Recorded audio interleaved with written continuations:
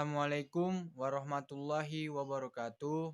Pertama-tama, marilah kita panjatkan puji syukur kita atas kehadiran Allah Subhanahu wa taala yang mana kita masih diberikan kesehatan, kesempatan sehingga kita dapat melakukan aktivitas kita sebagaimana mestinya.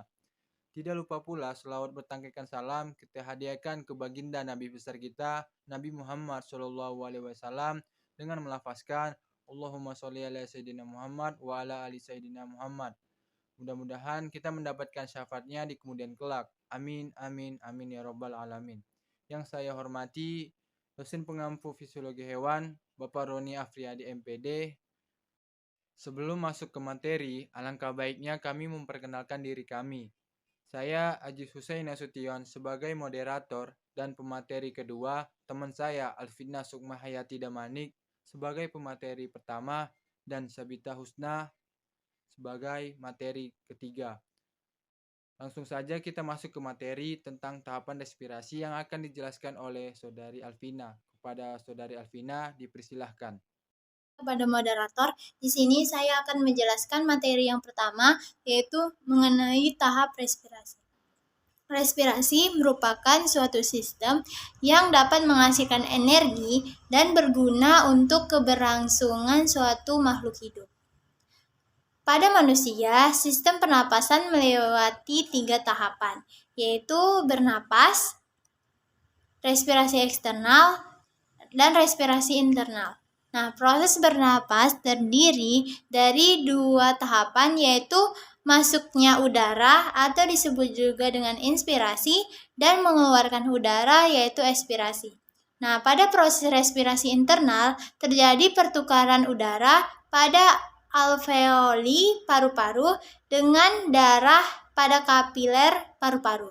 Sedangkan pada proses respirasi internal terjadi pertukaran darah pada kapiler di seluruh bagian tubuh dengan sel-sel yang ada di dalam tubuh. Pada proses respirasi terbilang kompleks karena melewati banyak organ tubuh, yang dimana pada gambar juga dapat kita lihat kembali, dimulai dari rongga hidung sebagai tempat awal masuknya oksigen. Kemudian ada laring, trakea, bronkus, hingga sampai ke paru-paru. Proses ini dimulai saat kita menghirup udara melalui hidung atau disebut juga inhalasi.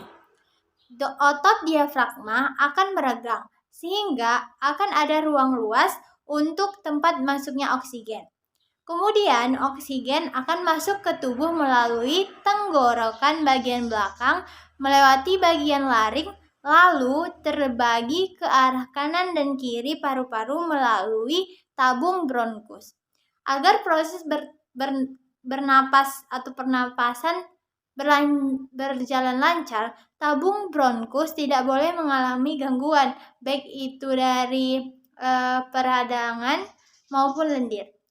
Setelah itu, oksigen akan terbagi lagi menjadi saluran yang berukuran lebih kecil atau yang disebut juga dengan bronkiolus.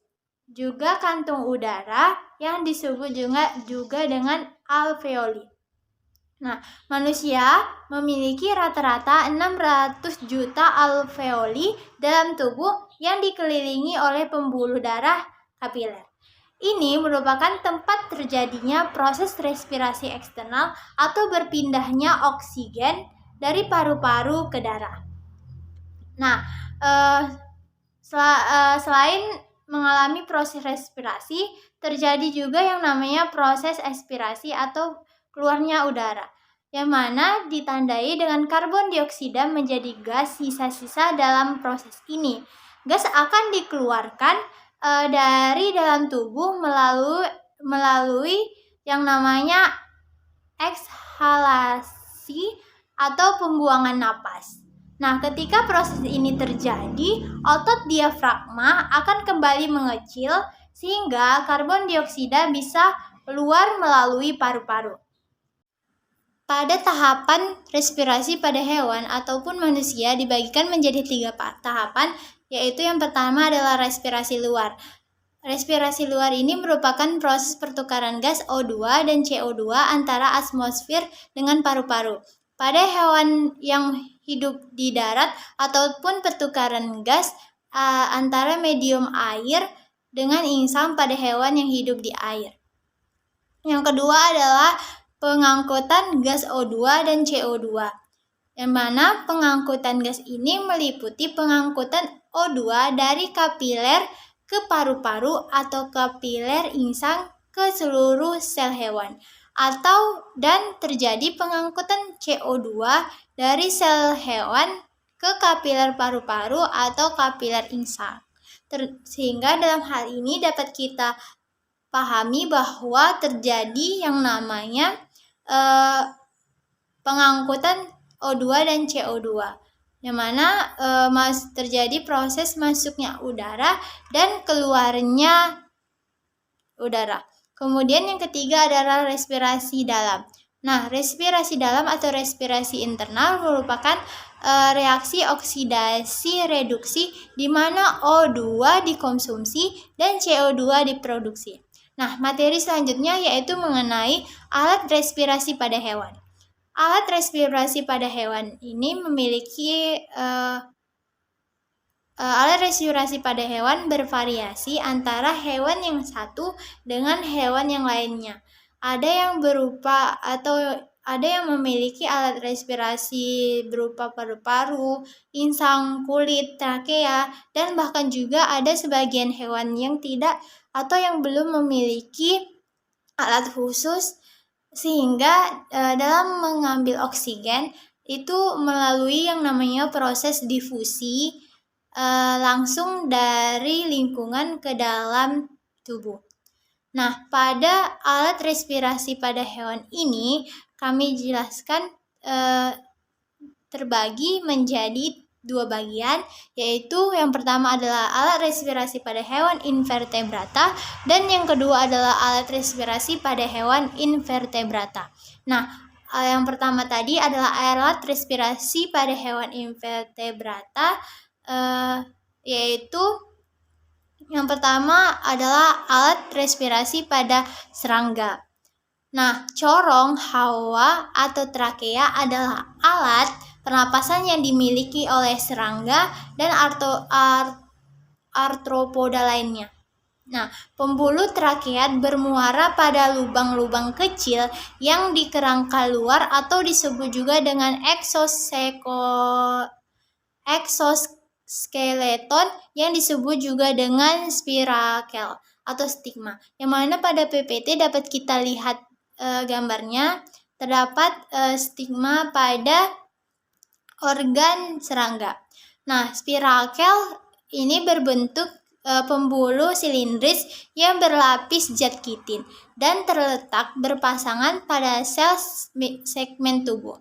Spirakel mempunyai katup yang dikontrol oleh otot sehingga dia dapat membuka dan menutup spirakel, yang mana sifatnya itu terjadi secara teratur. Nah, pada umumnya spirakel akan terbuka pada saat serangga itu terbang dan akan tertutup pada saat serangga beristirahat. Oksigen dari luar masuk melewati stigma ini atau spirakel ini. Kemudian udara dari spirakel menuju ke pembuluh-pembuluh trakea. Yang selanjutnya pembuluh trakea itu akan bercabang lagi menjadi cabang yang halus atau disebut juga dengan trakeolus, sehingga dapat mencapai seluruh jaringan dan alat tubuh bagian dalam. Nah, trakeolus ini dia tidak berlapis kitin, berisi cairan dan dibentuk oleh sel yang disebut juga dengan trakeoblast. Pertukaran gas terjadi antara trakeolus dengan sel-sel tubuh. Nah, trakeolus ini berfungsi sama dengan kapiler pada sistem transportasi pada hewan vertebrata. Nah, yang kedua adalah alat respirasi pada hewan porifera. Nah, porifera ini juga merupakan hewan yang bersel satu dan tidak memiliki alat respirasi atau alat pernapasan khusus, karena dia mengambil oksigen itu melalui proses difusi, melalui sel-sel permukaan tubuh atau sel-sel yang bersentuhan dengan air. Oksigen yang diambil oleh Porifera berasal dari oksigen yang terlarut di dalam air. Nah, Porifera bernapas dengan cara mengalirkan air melalui pori-pori tubuhnya yang disebut juga dengan ostium. Nah, pada PPT dapat kita lihat pada bagian atasnya itu ada organ yang bernama ostium. Nah, selanjutnya air akan mengalir dan masuk ke rongga yang disebut juga dengan spongocoel. Nah, proses pernapasan Porifera selanjutnya akan berlangsung di koanosit atau sel leher. Nah, sel koanosit adalah sel yang berbatasan langsung dengan spongocoel. Air yang masuk selain membawa oksigen juga membawa zat-zat makanan. Proses pertukaran udara antara oksigen dan karbon dioksida pada Porifera itu terjadi di sel koanosit.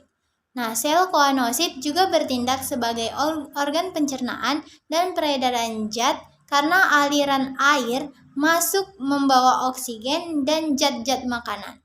Air yang mengandung karbon dioksida selanjutnya akan dikeluarkan melalui oskulum. Yang kedua ialah alat respirasi pada hewan vertebrata yang meliputi alat respirasi pada ikan. Alat respirasi pada ikan ialah insang yang dimiliki oleh jenis ikan atau Pisces. Sebagaimana pada PPT dapat kita lihat adanya organ insang itu berbentuk seperti lembaran-lembaran tipis berwarna merah muda dan selalu lembab. Nah, bagian terluar dari insang itu berhubungan dengan air, sedangkan pada bagian dalamnya itu berhubungan erat dengan kapiler-kapiler darah. Tiap lembaran insang terdiri dari sepasang filamen. Dan tiap filamen itu mengandung banyak lapisan tipis yang disebut juga dengan lamela. Pada filamen terdapat pembuluh darah yang memiliki banyak kapiler sehingga memungkinkan O2 berdifusi masuk dan CO2 berdifusi keluar. Ikan bernafas dengan insang yang terdapat pada sisi kiri dan kanan kepalanya. Masing-masing mempunyai 4 buah insang yang ditutup oleh tutup insang atau disebut juga dengan aperkulum.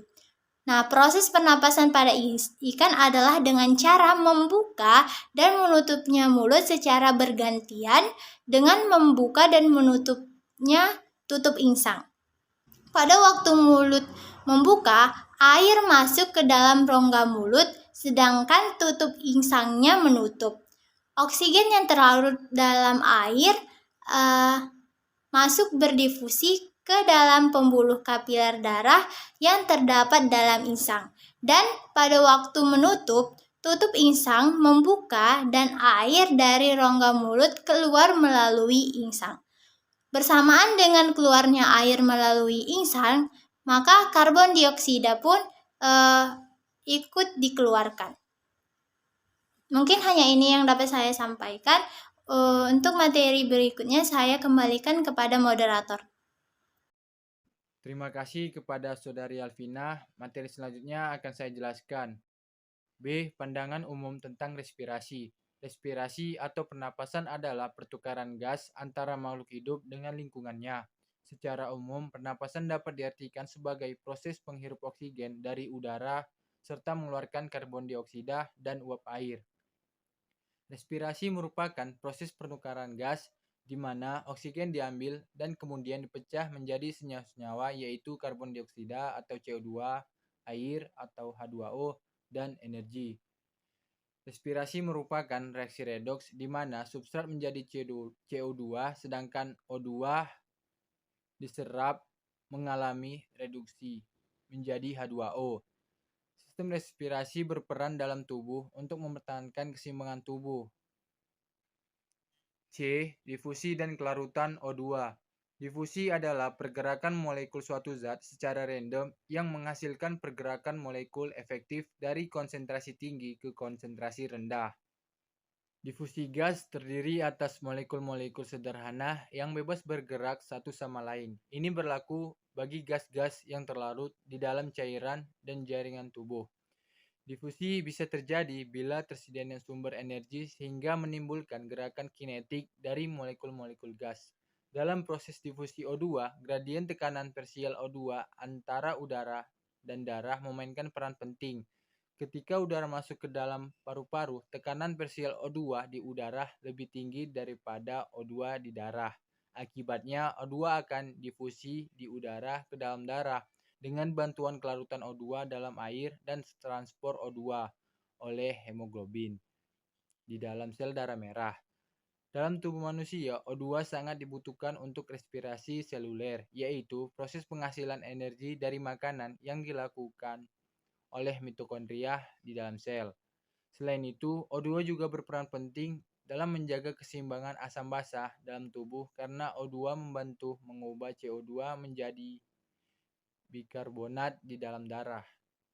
Itu saja dari saya. Selanjutnya akan dijelaskan oleh Saudari Sabita. Kepada Saudari dipersilahkan. Baiklah, terima kasih saya ucapkan kepada moderator. Di sini saya Sabita Husna Borninggolan akan menjelaskan mengenai hukum gas dan O2 dan CO2 dalam darah. Baiklah, yang pertama saya akan menjelaskan mengenai hukum gas. Hukum Boyle adalah hukum gas yang menyatakan bahwa dalam ruang tertutup, tekanan dan volume terbalik-balik saat volume berkurang. Tekanan meningkat dan sebaliknya. Hubungan antara tekanan gas dan volume itu dapat membantu menjelaskan mekanisme pernapasan. Baiklah, selanjutnya saya akan menjelaskan mengenai O2 dan CO2 dalam darah.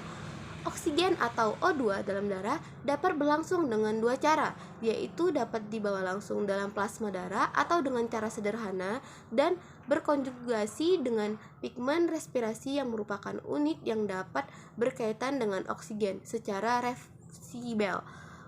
Kebanyakan invertebrata mentransportasikan oksigen melalui plasma. Hewan-hewan tersebut umumnya memiliki laju metabolisme yang rendah, sehingga kebutuhan oksigennya juga rendah. Sedangkan pada hewan-hewan invertebrata yang lebih tinggi dan seluruh vertebrata, kebutuhan oksigennya sangat tinggi karena laju metabolismenya yang tinggi.